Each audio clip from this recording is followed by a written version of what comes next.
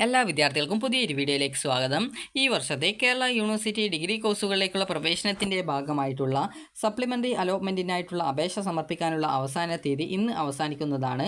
അപ്പോൾ ഇന്ന് വൈകുന്നേരത്തിനുള്ളിൽ വിദ്യാർത്ഥികൾ നിങ്ങളുടെ ഒരു അപേക്ഷ സമർപ്പിക്കേണ്ടതാണ്. അപ്പോൾ വിദ്യാർത്ഥികൾക്ക് admissions.keralauniversity.ac.in/FYUGP 2025/index.php എന്നുള്ള പേജിലൂടെ വിദ്യാർത്ഥികൾക്ക് ഈ ഒരു അപേക്ഷകൾ നിങ്ങൾക്ക് സമർപ്പിക്കാവുന്നതാണ്.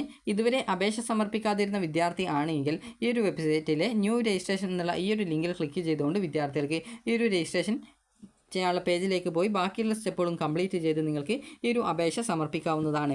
അതുപോലെ തന്നെ ഓൾറെഡി അപേക്ഷ സമർപ്പിച്ച വിദ്യാർത്ഥികൾക്കും അതുപോലെ തന്നെ നിലവിൽ ഏതെങ്കിലും കോളേജിൽ അഡ്മിഷൻ നേടിയിട്ടുള്ള വിദ്യാർത്ഥികൾക്കും അതുപോലെ തന്നെ നിലവിൽ അലോട്ട്മെൻറ്റ് കിട്ടി അഡ്മിഷൻ നേടാതിരുന്ന വിദ്യാർത്ഥികൾക്കും അതുപോലെ മാൻഡേറ്ററി ഫീസ് അടച്ച ശേഷം കോളേജിൽ ജോയിൻ ചെയ്യാതിരുന്ന വിദ്യാർത്ഥികളെല്ലാം അങ്ങനെയുള്ള വിദ്യാർത്ഥികൾക്കും അതുപോലെ തന്നെ നിലവിൽ സപ്ലിമെൻ്ററി ഘട്ടത്തിലേക്ക് വേണ്ടി ഓപ്ഷൻ കൊടുത്ത വിദ്യാർത്ഥികൾക്ക് ഓപ്ഷൻ വീണ്ടും എഡിറ്റ് ചെയ്യണമെങ്കിൽ അങ്ങനെ ചെയ്യുന്നതിനും വിദ്യാർത്ഥികൾക്ക് നിങ്ങളുടെ ഇവിടെയുള്ള അപ്ലിക്കൻ്റ് ലോഗിൻ എന്നുള്ള ഭാഗത്ത് നിങ്ങളുടെ ആപ്ലിക്കേഷൻ നമ്പർ അതുപോലെ തന്നെ പാസ്വേഡ് എന്നിവ കൊടുത്ത് ലോഗിൻ ചെയ്തുകൊണ്ട് നിങ്ങൾക്ക് നിങ്ങളുടെ ആപ്ലിക്കേഷൻ എഡിറ്റ് ചെയ്യാവുന്നതാണ്. അപ്പോൾ വിദ്യാർത്ഥികൾക്ക് ഇതിനുള്ള സൗകര്യം ഇന്ന് വരെയാണ് ഉള്ളൂ. അപ്പോൾ വിദ്യാർത്ഥികളുടെ ഈ ഒരു സപ്ലിമെൻ്ററി ഘട്ട അലോട്ട്മെൻറ്റ് നാളെയാണ് പ്രസിദ്ധീകരിക്കുക. അതുപോലെ തന്നെ കമ്മ്യൂണിറ്റി കോട്ടയിലേക്ക് അപേക്ഷിക്കാൻ ആഗ്രഹിക്കുന്ന വിദ്യാർത്ഥികൾക്ക് നിങ്ങളുടെ പ്രൊഫൈലിൽ കമ്മ്യൂണിറ്റി കോട്ട ടാബ് ഉണ്ട്. അപ്പോൾ അതിൽ ക്ലിക്ക് ചെയ്തുകൊണ്ട് വിദ്യാർത്ഥികൾക്ക് താല്പര്യമുള്ള കോളേജിലേക്കും കോഴ്സുകളിലേക്കും നിങ്ങൾക്ക് കമ്മ്യൂണിറ്റി കോട്ടയിലേക്കുള്ള പ്രവേശനത്തിനായിട്ടുള്ള ഓപ്ഷൻ കൊടുക്കാവുന്നതാണ്. അതുപോലെ തന്നെ സ്പോർട്സ് കോട്ടയിൽ അഡ്മിഷൻ നേടാൻ ആഗ്രഹിക്കുന്ന വിദ്യാർത്ഥികൾ ആണെങ്കിൽ സ്പോർട്സ് കോട്ടയുമായി ബന്ധപ്പെട്ട് നിങ്ങൾക്ക് എന്തൊക്കെ സർട്ടിഫിക്കറ്റ് ഉണ്ടോ അതൊക്കെ നിങ്ങൾക്ക് നിങ്ങളുടെ പ്രൊഫൈൽ മുഖേന അപ്ലോഡ് ചെയ്ത് കൊടുക്കാവുന്നതാണ്. അപ്പോൾ വിദ്യാർത്ഥികൾ ശ്രദ്ധിക്കേണ്ട പ്രധാനപ്പെട്ട കാര്യം എന്ന് പറയുന്നത് വിദ്യാർത്ഥികളുടെ ഓപ്ഷൻ രജിസ്ട്രേഷനാണ്. അതുപോലെ തന്നെ നിങ്ങളുടെ അപേക്ഷയിലെ എന്തെങ്കിലും വിവരങ്ങളോ മറ്റോ തെറ്റുകൾ ഉണ്ടെങ്കിൽ അത് തിരുത്തുന്നതിനും വിദ്യാർത്ഥികൾക്ക് നിലവിൽ അവസരമുണ്ട്.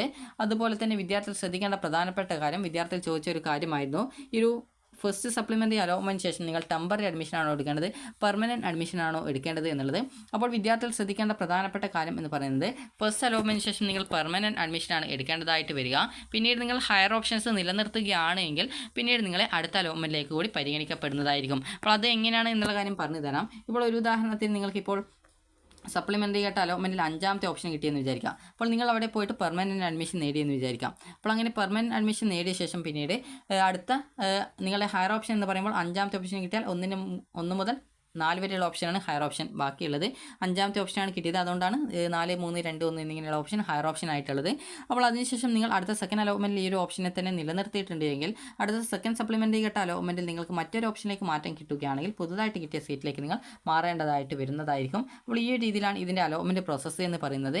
അപ്പോൾ വിദ്യാർത്ഥികൾ ശ്രദ്ധിക്കേണ്ടത് ഈ ഒരു ഫസ്റ്റ് സപ്ലിമെൻ്ററി അലോട്ട്മെൻറ്റ് കിട്ടുകയാണെങ്കിൽ വിദ്യാർത്ഥികൾ കോളേജിൽ പോയിട്ട് അഡ്മിഷൻ എടുക്കേണ്ടതായിട്ട് വരുന്നതായിരിക്കും. അതുപോലെ തന്നെ ഇതിൻ്റെ അഡ്മിഷൻ ഡേറ്റ് എന്ന് പറയുന്നത് സപ്ലിമെൻ്ററി അലോട്ട്മെൻറ്റ് ജൂലൈ 22-ാം തീയതി, അത് നാളെയാണ്.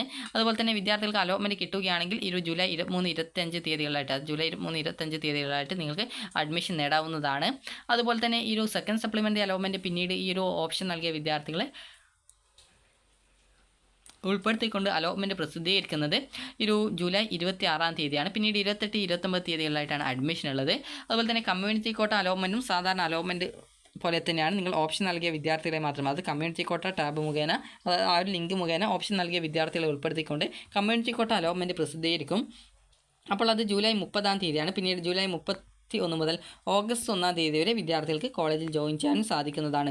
ഇനി വിദ്യാർത്ഥികൾക്ക് എത്ര വേക്കൻസി ഓരോ കോളേജിലും ഉണ്ട് എന്നുള്ള ഡീറ്റെയിൽസ് ഇവിടെ vacancy position as on 3/2025 click here എന്ന് പറഞ്ഞുകൊണ്ട് കൊടുത്തിട്ടുണ്ട്. അപ്പോൾ നിങ്ങൾക്ക് ഇവിടെ കാണാനായിട്ട് സാധിക്കുന്നതാണ്. അതായത് ഓരോ കോളേജിലും എത്ര വീതം സീറ്റ് വേക്കൻസി ഉണ്ടെന്ന് നിങ്ങൾക്ക് കാണാൻ പറ്റും. ഇതിൽ ജനറൽ കാറ്റഗറിയിൽ സീറ്റ് വേക്കൻസി ഉണ്ടെങ്കിലും നിങ്ങൾക്ക് അതിലേക്ക് ഓപ്ഷൻ കൊടുക്കാവുന്നതാണ്. അതായത് എല്ലാ വിദ്യാർത്ഥികൾക്കും അപേക്ഷിക്കാൻ പറ്റുന്ന ഒരു സീറ്റാണ് ജനറൽ കാറ്റഗറി എന്ന് പറയുന്നത്. അപ്പോൾ അതുകൊണ്ട് തന്നെ ജനറൽ കാറ്റഗറി സീറ്റിലേക്ക് നിങ്ങൾക്ക് ആർക്കും അപേക്ഷ സമർപ്പിക്കാവുന്നതാണ്. അതുപോലെ വിവിധ കോളേജ് ഉണ്ട്. അപ്പോൾ നിങ്ങൾക്ക് ഇഷ്ടപ്പെട്ട കോളേജ് ഏതാണോ അതുപോലെ തന്നെ അവിടെ നിങ്ങൾക്ക് ഇഷ്ടപ്പെട്ട കോഴ്സ് ജനറൽ കാറ്റഗറിയിൽ സീറ്റ് വേക്കൻസി ഉണ്ട്. അതുപോലെ തന്നെ നിങ്ങളുടെ കാറ്റഗറിയിലും സീറ്റ് വേക്കൻസി ഉണ്ടോ എന്നുള്ളത് വിദ്യാർത്ഥികൾ കൃത്യമായിട്ട് പരിശോധിക്കുക. പരിശോധിച്ച ശേഷം വേക്കൻസി ഉണ്ടെങ്കിൽ നിങ്ങൾക്ക് ഓപ്ഷൻ കൊടുക്കാവുന്നതാണ്. ഒരു വിദ്യാർത്ഥിക്ക് മാക്സിമം 20 ഓപ്ഷൻസാണ് കൊടുക്കാൻ പറ്റുക. അത് കൂടാതെ തന്നെ കമ്മ്യൂണിറ്റി കോട്ടയിലേക്ക് നിങ്ങൾ സെപ്പറേറ്റ് ആയിട്ട് ഓപ്ഷൻ കൊടുക്കേണ്ടതാണ്. ഇനി സപ്ലിമെൻ്ററി അലോട്ട്മെൻറ്റ് ഇൻസ്ട്രക്ഷൻസ് ഇവിടെ കൊടുത്തിട്ടുണ്ട്. അപ്പോൾ ഈ ഒരു ഇൻസ്ട്രക്ഷൻസിൽ നേരത്തെ പറഞ്ഞിട്ടുള്ള കാര്യങ്ങൾ തന്നെയാണ് പറഞ്ഞിട്ടുള്ളത്. അതായത് നിങ്ങൾ ഈ ഒരു ഓൾറെഡി മുൻ അലോട്ട്മെൻറ്റിൽ ഫീസ് അടക്കാതെ അലോട്ട്മെൻറ്റ് പോയിട്ടുള്ള വിദ്യാർത്ഥികൾ, അതുപോലെ തന്നെ ഈ ഒരു ഫീസ് അടച്ചിട്ട് നിങ്ങൾക്ക് കോളേജിൽ അഡ്മിഷൻ നേടാൻ പറ്റാതിരുന്ന വിദ്യാർത്ഥികളും, അതുപോലെ ടെമ്പററി അഡ്മിഷൻ എടുത്ത ശേഷം പെർമനൻറ്റ് അഡ്മിഷൻ എടുക്കാതെ അഡ്മിഷൻ നഷ്ടമായ വിദ്യാർത്ഥികളും, ആപ്ലിക്കേഷൻ നമ്പർ അതുപോലെ തന്നെ പാസ്വേഡ് എന്നിവ ഉപയോഗിച്ച് പ്രൊഫൈലിൽ ലോഗിൻ ചെയ്ത ശേഷം എഡിറ്റ് പ്രൊഫൈലിൽ ക്ലിക്ക് ചെയ്ത് ഓപ്ഷൻ വഴി നിങ്ങൾക്ക് എഡിറ്റ് ഓപ്ഷൻ വഴി നിങ്ങൾക്ക് പുതുതായിട്ട് ഓപ്ഷനുകൾ നൽകാവുന്നതാണ്. ഈ ഒരു വിദ്യാർത്ഥികളുടെ പുതുതായിട്ട് നൽകിയ ഓപ്ഷനുകൾ മാത്രമേ തുടർന്ന് വരുന്ന സപ്ലിമെൻ്ററി അലോട്ട്മെൻറ്റുകളിലേക്ക് പരിഗണിക്കൂ എന്നാണ് പറഞ്ഞിട്ടുള്ളത്. അതുപോലെ തന്നെ നിലവിൽ അഡ്മിഷൻ എടുത്ത വിദ്യാർത്ഥികളുടെ ഹയർ ഓപ്ഷനുകൾ അതുപോലെ ഈ ഒരു അലോട്ട്മെൻറ്റിലേക്ക് പരിഗണിക്കുന്നതില്ല. അതുപോലെ തന്നെ പ്രസ്തുത വിദ്യാർത്ഥികൾക്ക് സപ്ലിമെൻ്ററി അലോട്ട്മെൻറ്റിൽ താല്പര്യമുള്ള പക്ഷം ആയതിലേക്ക് പരിഗണിക്കപ്പെടുന്നതിലേക്കായിട്ട് പ്രൊഫൈലിൽ ലോഗിൻ ചെയ്ത ശേഷം എഡിറ്റ് പ്രൊഫൈൽ ഓപ്ഷൻ അതായത് എഡിറ്റ് ഓപ്ഷൻ വഴി വിദ്യാർത്ഥികൾ പുതുതായിട്ട് ഓപ്ഷനുകൾ നൽകേണ്ടതാണ്. നിലവിൽ രജിസ്ട്രേഷനുള്ള എല്ലാവർക്കും പുതിയ ഓപ്ഷനുകൾ ചേർക്കൽ, റീവാലുവേഷൻ, അതുപോലെ തന്നെ ഗ്രേസ് മാർക്ക് ഉൾപ്പെടുത്തൽ, അതുപോലെ തന്നെ കാറ്റഗറി മാറ്റം തുടങ്ങി എല്ലാ തിരുത്തലുകൾക്കും ഈ ഒരു അവസരം പ്രയോജനപ്പെടുത്താവുന്നതാണ്. നിലവിൽ അഡ്മിഷൻ ലഭിച്ച വിദ്യാർത്ഥികൾക്ക് അക്കാദമിക് വിവരങ്ങളിൽ മാത്രമേ അതായത് മാർക്കിലെ വർധനവ്, സ്പെഷ്യൽ വെയിറ്റേജ് മാറ്റങ്ങൾ വരുത്താൻ സാധിക്കുള്ളൂ.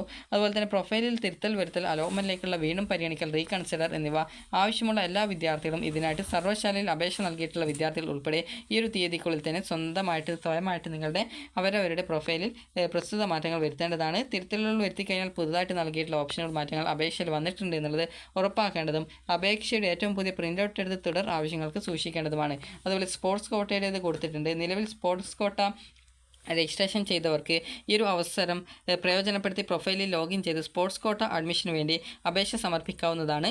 നിലവിൽ സ്പോർട്സ് കോട്ട രജിസ്ട്രേഷൻ ഉള്ളവർക്കും സർട്ടിഫിക്കറ്റുകൾ റിജക്റ്റ് ആയ വിദ്യാർത്ഥികൾക്കും പുതിയ സർട്ടിഫിക്കറ്റുകൾ അപ്ലോഡ് ചെയ്യാവുന്നതാണ്. ഒന്നാം സ്പോർട്സ് കോട്ട റാങ്ക് ലിസ്റ്റ് അവസാനിച്ച ശേഷവും ഒഴിവ് നിലനിൽക്കുന്ന പക്ഷം ഈ ഒരു വിദ്യാർത്ഥികളെ പരിഗണിക്കുന്നതാണ്. അതുപോലെ തന്നെ കമ്മ്യൂണിറ്റി കോട്ട അഡ്മിഷൻ കേരള സർവകലാശാലയോട് അഫിലിയേറ്റ് ചെയ്തിട്ടുള്ള ആർട്സ് ആൻഡ് സയൻസ് എയ്ഡഡ് കോളേജുകളിലെ ബിരുദ കോഴ്സുകളിലേക്കുള്ള കമ്മ്യൂണിറ്റി കോട്ട പ്രവേശനത്തിന് ആഗ്രഹിക്കുന്ന വിദ്യാർത്ഥികൾ അവരുടെ പ്രൊഫൈലിൽ ലഭ്യമാക്കിയിട്ടുള്ള കമ്മ്യൂണിറ്റി കോട്ട ലിങ്ക് വഴി 3/2025 മുതൽ പുതിയ ഓപ്ഷൻസ് നൽകേണ്ടതാണ്. അതുപോലെ തന്നെ ഓപ്ഷൻസ് നൽകുന്ന വിദ്യാർത്ഥികളെ മാത്രമേ കമ്മ്യൂണിറ്റി കോട്ട അലോട്ട്മെൻറ്റിലേക്ക് പരിഗണിക്കുള്ളൂ എന്നുള്ളത് പ്രത്യേകം ഇവിടെ സൂചിപ്പിച്ചിട്ടുണ്ട്. അപ്പോൾ ആ ഒരു കാര്യം നിങ്ങൾ ശ്രദ്ധിക്കാം. അതുപോലെ നിലവിൽ ഏതെങ്കിലും കോളേജിൽ അഡ്മിഷൻ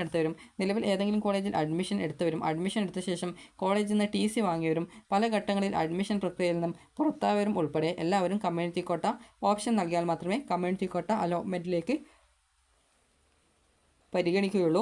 അതുപോലെ മാനേജ്മെൻറ്റ് കോട്ട അഡ്മിഷൻ ആഗ്രഹിക്കുന്ന വിദ്യാർത്ഥികൾ ഈ ഒരു അവസരം പ്രയോജനപ്പെടുത്തി പ്രൊഫൈലിൽ രജിസ്ട്രേഷൻ ചെയ്തതിന് ശേഷം പ്രിൻ്റ് ഔട്ടുമായിട്ട് താല്പര്യമുള്ള കോളേജിൽ ഹാജരാവേണ്ടതാണ്. അപ്പോൾ ഇത്രയുമാണ് കേരള യൂണിവേഴ്സിറ്റിയുടെ ഈ ഒരു അലോട്ട്മെൻറ്റിൻ്റെ ഡീറ്റെയിൽസിൽ കൊടുത്തിട്ടുള്ളത്. അപ്പോൾ വിദ്യാർത്ഥികൾക്ക് ഈ ഒരു വീഡിയോ ഉപകാരപ്രദമായിട്ടുണ്ടെങ്കിൽ ലൈക്ക് ചെയ്യുക, ഷെയർ ചെയ്യുക. Thank you for watching.